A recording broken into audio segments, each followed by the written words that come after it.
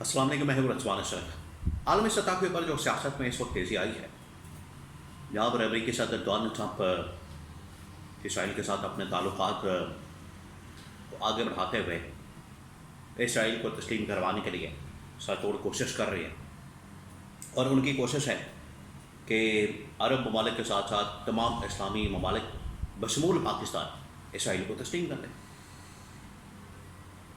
اور Abraham accord کے اوپر دستخط کروا لیا جائے، جو ابراہیم کا معاہدہ ہے اس کے اوپر، جس کے لیے وہ پاکستان کے ساتھ بھی بات چیت کر رہے ہیں، نیگوشیٹ کر رہے ہیں۔ اور اس حوالے سے دو قسم کی اوپینین اور رائے اور تھیوریز پاکستان کے اندر پائی جاتی ہیں۔ ایک تو یہ کہ راستہ ہموار کیا جا رہا ہے اسرائیل کو تسلیم کرنے کا، دوسرا یہ کہ ابھی کچھ رکاوٹیں ہیں، نیگوشیٹ کیا جائے گا، بارگن کی جائے گی، اس کے بعد جا کے اس کو تسلیم کیا جائے گا۔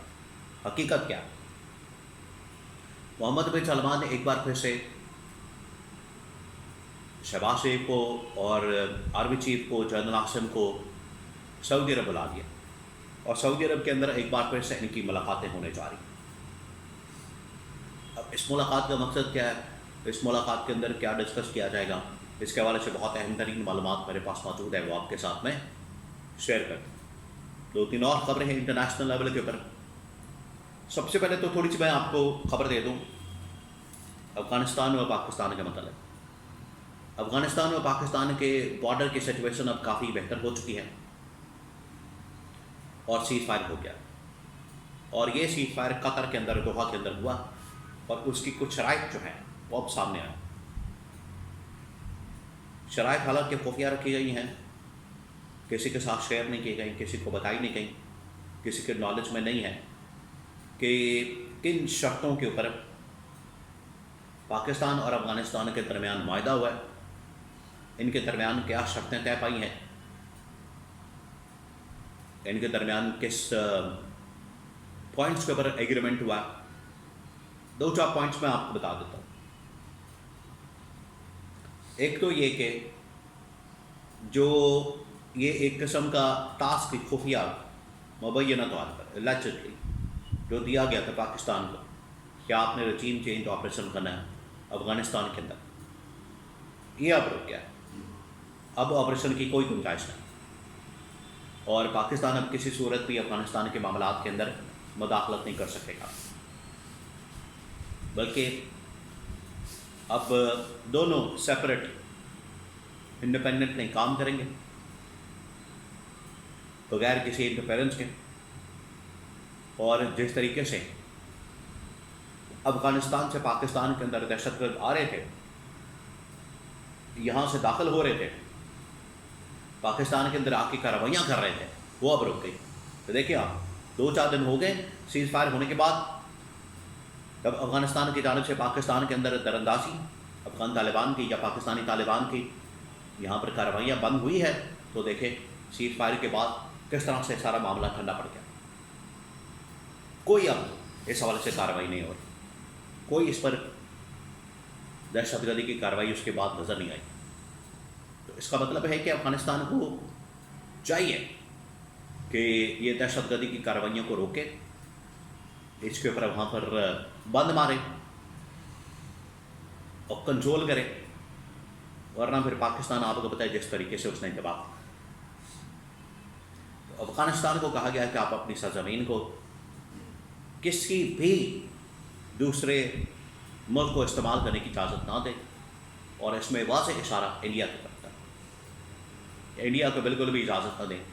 کہ وہ پاکستان کے خلاف آپ کی سرزمین کو استعمال کریں۔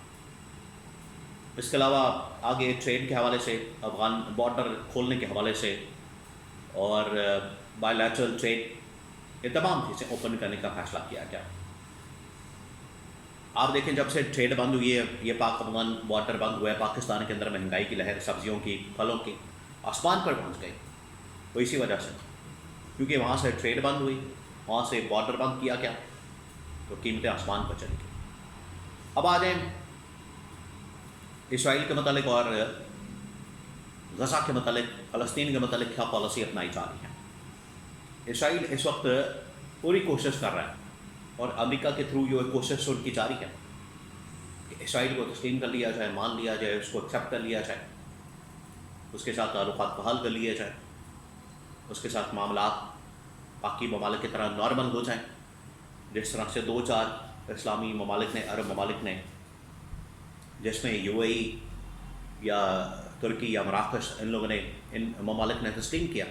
بالکل اسی طریقے سے باقی ممالک بھی تسلیم کر لیں، اور اس کے لیے کوشش کی جائے۔ محمد بن سلمان کو بھی بلایا گیا امریکہ میں تاکہ ان کی بھی ملاقات ہو سکے، اور ڈونلڈ ٹرمپ جو ہے محمد بن سلمان کو پورا اس حوالے سے بریف کرے۔ تو اس کے بعد محمد بن سلمان نے شہباز شریف کو اور فیلڈ مارشل آرمی چیف کو بھی سعودی عرب کے اندر بلا دیا میٹنگ کرنے کے لیے، تاکہ ان کے ساتھ یہ سارے معاملات ڈسکس کیے جائیں کہ ہم نے اگر ایکسیپٹ کرنا ہے، ماننا ہے، تسلیم کرنا ہے اس کو ریاست کے طور پر، تو کون سے پوائنٹس ہیں جن کے اوپر نیگوشیٹ کیا جائے، بارگن کی جائے، بات کی جائے، معاملات طے کیے جائیں، یہ تمام چیزیں ڈسکس ہو رہی۔ اور محمد بن سلمان کو اس بات کا پتہ ہے کہ پاکستان کے اندر ایسی لیڈرشپ موجود نہیں ہے، پاکستان کے اندر یہ شہباز شریف اور باقی لوگ جو کہ رجسٹ کر سکیں، نون لیگ اور پیپلز پارٹی رجسٹ کرنے والا اگر کوئی شخص ہے، طاقت ہے، وہ عمران خان ہے، اور عمران خان کو پکڑ کے ان لوگوں نے جیل میں ڈالا، جس کی وجہ سے محمد بن سلمان کو پتہ ہے کہ ان کے اندر رجسٹ کرنے کی طاقت موجود نہیں ہے۔ ہونا تو یہی چاہیے کہ اسرائیل کے خلاف رجسٹنس کی جائے، مزاحمت کی جائے، اس کو تسلیم کرنے سے، ماننے سے انکار کیا جائے، اور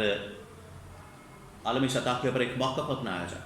اور یہ جو بربریت ہے، ظلم ہے، جبر ہے اسرائیل کا غزہ کے اندر، فلسطین کے اندر، اس کو روکنے کے حوالے سے اقدامات کیا جائے، اس کو روکا جائے، ان کی بربریت کو، ان کی یزیدیت کو، ان کے جبر کو۔ تو محمد بن سلمان اب اسی والے سے پہلے ہی بھی بات کر چکے ہیں عمران خان کی رہائی اور آزادی کے لیے، اب بھی وہ بات دوبارہ سے کرنے چاہ رہے ہیں، اور پاکستان کی گورنمنٹ کے سامنے، اسٹیبلشمنٹ کے سامنے یہ معاملہ رکھیں گے کہ کتنا ضروری ہے اس وقت، کیونکہ عالمی منظرنامہ بالکل بدل چکا ہے، اور اس منظرنامے میں ہمیں فوری طور پر اقدامات کریں جو اس وقت صورتحال بن چکے ہیں،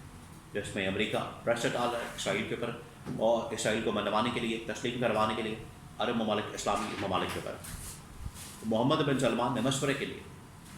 اس چیز کو فائنل کرنے کے لیے شہباز شریف کو، جنرل عاصم کو سعودی عرب کے اندر کال کیا۔